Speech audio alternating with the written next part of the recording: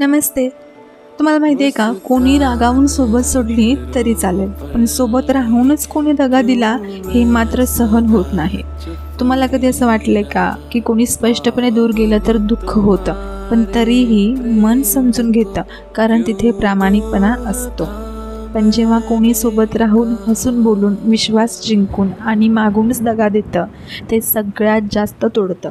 कारण दुःख दुराव्याचं नसतं, दुःख विश्वासाचं तुटण्याचं असतं. कोणी सोडून गेलं तर वेळेनं सगळं ठीक होतं, पण विश्वास तुटला की स्वतःवरचा संशय यायला लागतो. लक्षात ठेवा, रागावून दूर जाणारे वाईट नसतात, पण जवळ राहून दगा देणारे खरे धोकादायक असतात.